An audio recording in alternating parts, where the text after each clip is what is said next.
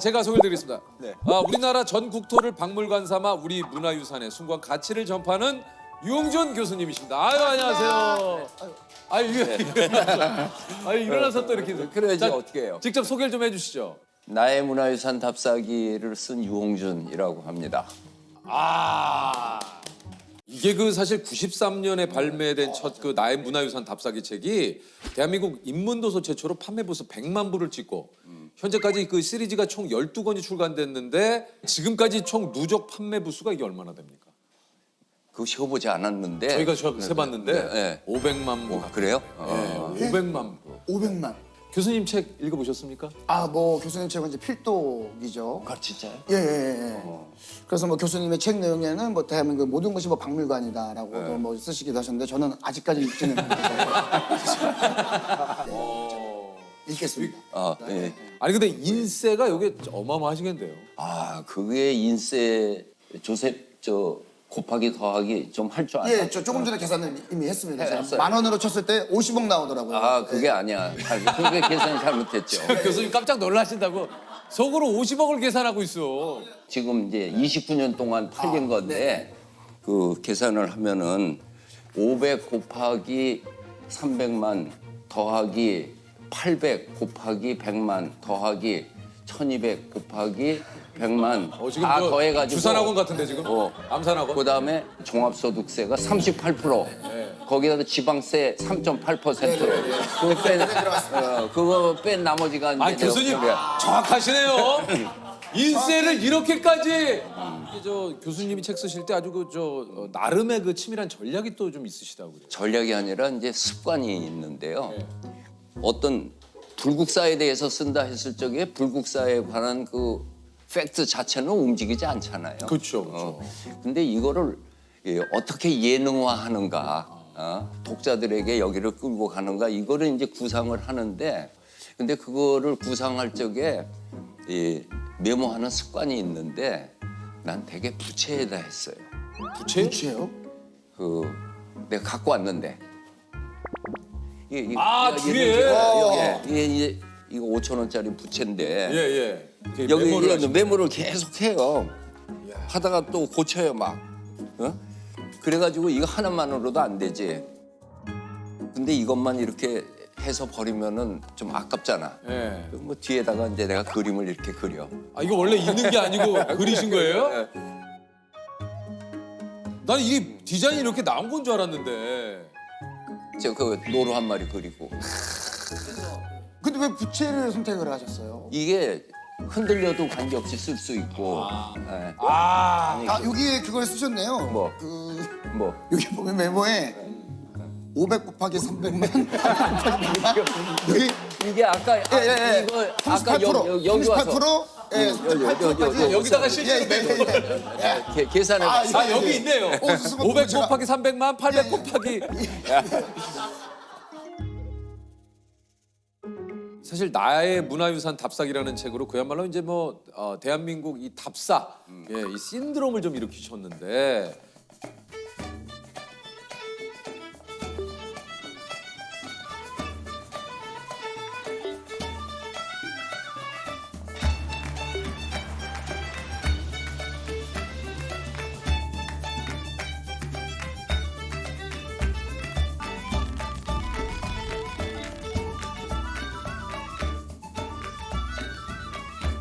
아니 이게 교수님이 가장 처음으로 다룬 지역이 이제 전남 강진하고 해남인데 첫 답사지로 선택한 이유가 있습니까?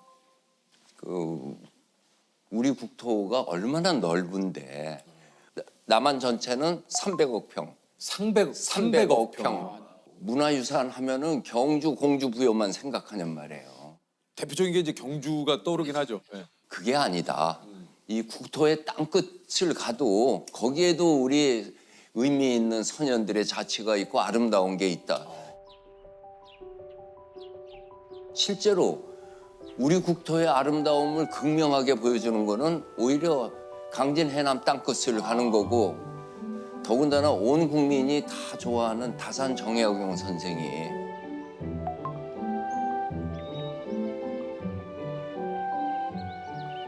거기에서 물경 18년 동안 유배 생활을 하고 목민심서를 썼는데 교수님, 국민신서가 뭔지 좀 간략하게 좀 얘기를 해주시죠. 목민이라고 하는 게 목민관이라고 하면은 옛날에 지방 수령을 목민관이라고 그게 했죠. 목민관이군요. 네. 백성을 다스리는 수령이 간직해야 될 심서. 자기개발서네, 그러니까요. 저 관리개발서. 관리개발서. 목민심서는 관리. 네. 근데 이렇게 딱 하잖아요. 네. 이게 나중에 시험 보실 때 생각난다. 목민심서는 관리개발서, 목민심서. 우리 같으면 옛날에 이제 목민심서, 심서. 동그라미를 한 500번 칩니다. 목민심서, 정약용 목민심서. 목민심서. 네. 그 문제 나오면 이게 뭐 목신민서? 잠깐만. 심신이 왜 나오지? 심신? 근데 관리개발서, 목민심서. 아, 예. 훨씬 쉽잖아요. 네. 우리 주변에도 그 문화유산이 굉장히 많다. 네. 그러니까 우리 동네에도 막 문화유산이 있고. 그래서 네. 이번에 서울 답사기를 쓰는데 인사동, 북촌, 서촌 이거는 내가 여태까지 살아오면서 살던 고장이잖아요. 그렇죠, 그렇죠. 청국민학교를 나왔단 말이에요. 네네. 내가 다닌 국민학교. 그 시절에는 이제 어땠고 이 골목은 어떻게 생겼고 여긴 누가 살았었고 지금은 어떻게 됐고 하는 그런 얘기들을 그냥 쭉 썼어요. 거기다가. 거기다. 네.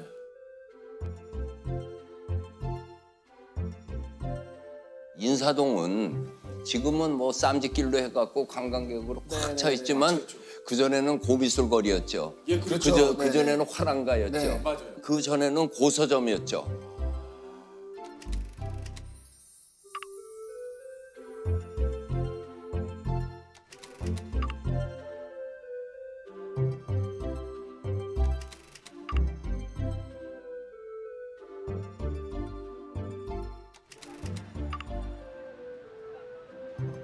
교수님, 교수님이 이제 서울에 있는 궁궐도 책에서 이제 다룬 적이 있으신데 서울에는 이제 경복궁, 창덕궁, 창경궁, 덕수궁, 경희궁 아, 진짜 이쁜 곳이 총 5개의 궁궐이 있는데 다른 나라에도 이렇게 한 도시에 많은 궁궐이 없어요. 없습니까? 내가 문화재청장 할 적에 덴마크 여왕도 오고 또 스웨덴 그 왕도 왔는데 이분들이 오면은 꼭 이제 고궁을 방문해요. 그 나라 역사를 그렇죠. 역사와 문화를 존중해 준다는 뜻이 있잖아요. 그러니까 이분들한테 궁이 5개라고 하면 아니 궁이 왜 5개냐고 그게 바로 이렇게 질문이 들어와요. 이게 조선 왕조 500년 동안의 역사 속에서 저 메모하면서 들으면 어떨까? 아, 좋습니다. 네. 교수님한테 볼펜을 저 원래 좀 메모 교수님한테 볼펜을 아니 자기 것도 아니고 교수님한테 첫 번째 맨 처음에 만든 게 경복궁이에요. 경복궁. 그 경복궁을 만들었는데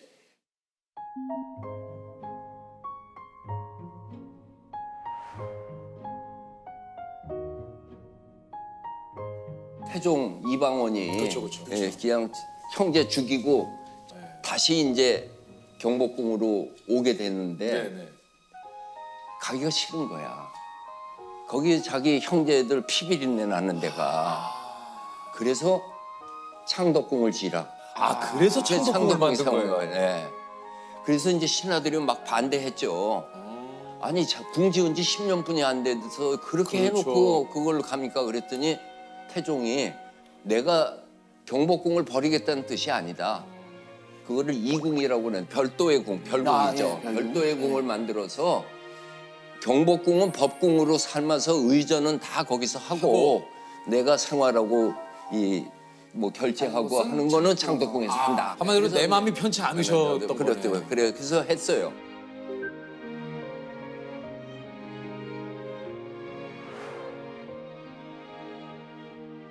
그랬는데 이제 또 왕들은 환갑도 못해서 또 일찍 죽는데 평균 조선시대 왕이 한 40대 초반 그죠? 그렇죠.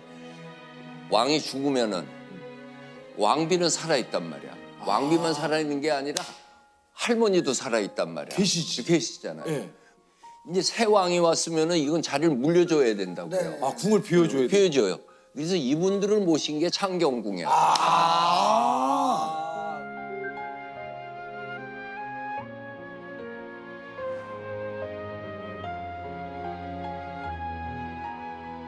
그럼 이제 3개 됐지. 이유까지 설명해 주시니까 딱딱 들어오는데요. 야, 이걸 근데 임진왜란이 일어나서 다 없어져 버렸어. 소실이 됐죠. 셋 다 없어져 버렸다고요. 네. 그래서 광해군이 이제 새로 궁궐을 짓는데 그러면은 경복궁부터 지어야 될 거 아니겠어요? 그렇죠, 적궁이니까. 그러니까, 근데 안 지고 창덕궁을 지었어요. 왜요? 궁궐 좋아하니까 요다음에 가봐요. 네. 경복궁을 가면은 광화문에서 근정전까지 쭉 문을 톡 해서 가면은 남북 인직선으로 쫙 맞아요. 들어가잖아요. 네. 그 옆에 회랑이 둘러 있고 네. 굉장히 사무적이라고 공식적이고 네. 무슨 뭐 의장대가 가야 될 것 같고 하지만 창덕궁은 들어가면은 오른쪽으로 저 금천교를 건너서 진선문 들어가면 왼쪽으로 해서 인정문 들어가고 또 오른쪽으로 가면은 대조전이 나오거든. 네. 이게 무슨 얘기냐 하면은 이게 길이 곧장난 게 아니고 이렇게 꺾여서 들어가는 것이 인간적이란 말이야. 뭔지 알겠다. 거기 경복궁은 살기가 싫은 거야. 뭔가 인간적 뻥 재주가 뚫린 없다는 거야. 데서. 그러면 예.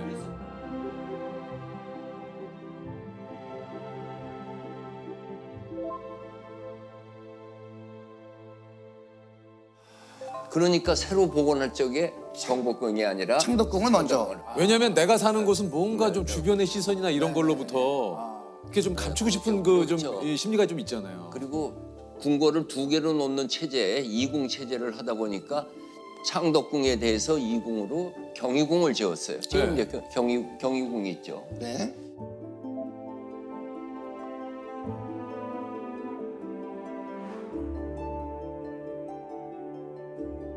아관파천 들어봤죠? 들어봤죠? 저 러시아 공사관으로 예. 도망가는 거예요. 예. 네. 잠시 이제 고종께서 그래 글로 간 다음에 고종 황제가 옮긴 곳이 경희궁. 경운궁으로 옮겨요. 아, 경운궁이요? 그게 본래는 경운궁인데 네. 일본의 강탈을 당하고 네. 고종 황제가 이준 열사를 파견을 했잖아요. 헤이그 특사.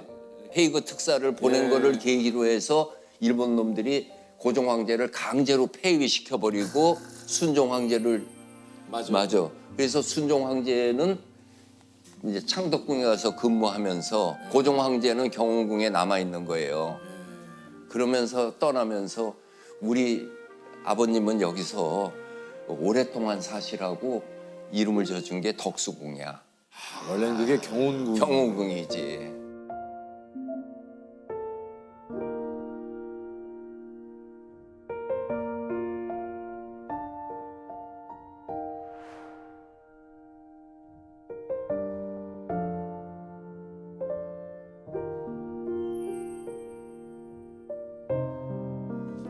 한양도성 바깥에 공동묘지들이 있었어요.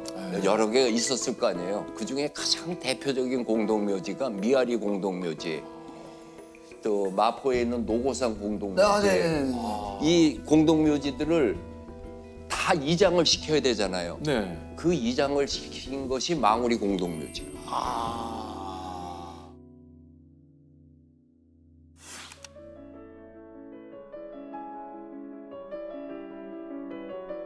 역사 문화 인물이 지금 조사된 것만 40분이 거기 있어요. 대표적인 으로 이중섭이라는 화가. 이중섭 화가님 여기 거기 계세요? 있어요.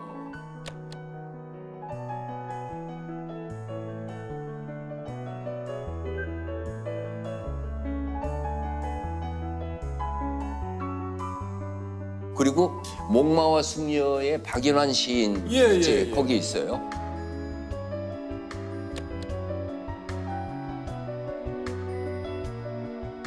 목마와 숙녀에서부터 시작해서 이중섭, 이인성, 권진규,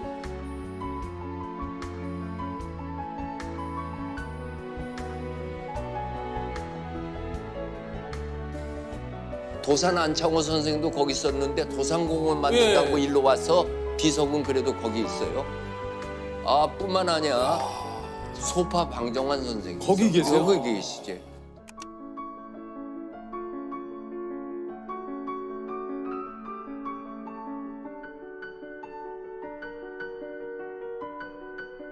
소파 방정환 선생님 무덤은 참 멋있어요. 그냥 메주덩어리 같은 돌멩이 하나를 탁 해서 동심은 선녀와 같다라고 하는 글이 앞에 써 있어요.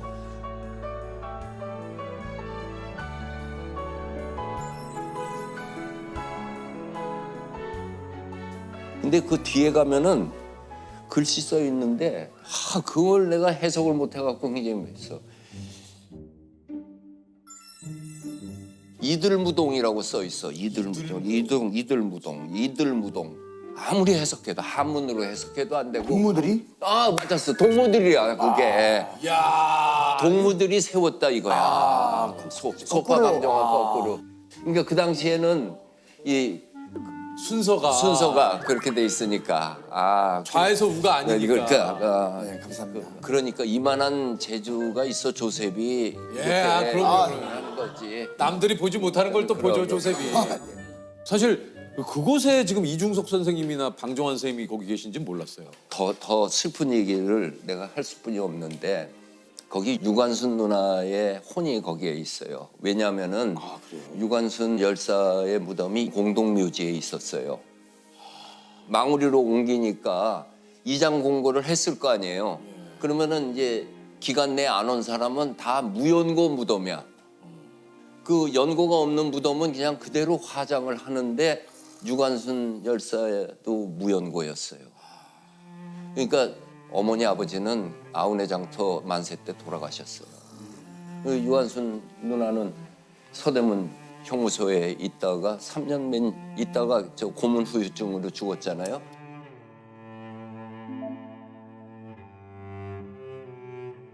그래서 이화학당에서 시신을 모셔와 가지고 장례식을 하고 이태원 공동묘지에 모셨단 말이에요. 너무 마음이 아파요.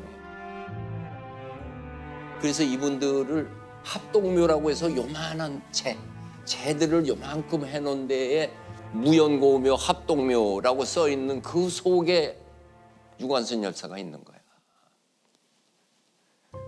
참 지금 같으면 그러지 않았을 텐데 일제강점기인데 누가 그거를 챙겼겠어요. 발자크도 있고 또 에디트 피아프도 있고 그래서 사람들이 가요.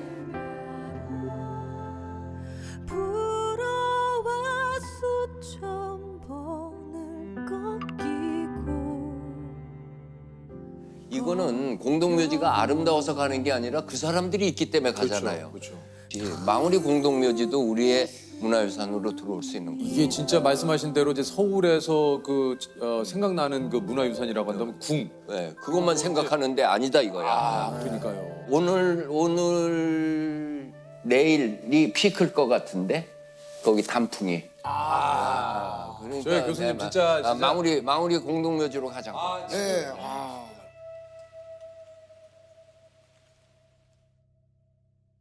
교수님의 요즘 그 관심사를 좀 끝으로 여쭤보고 싶은데, 예. 우선 나의 문화유산 답사기가 지금 내년이 30주년이에요.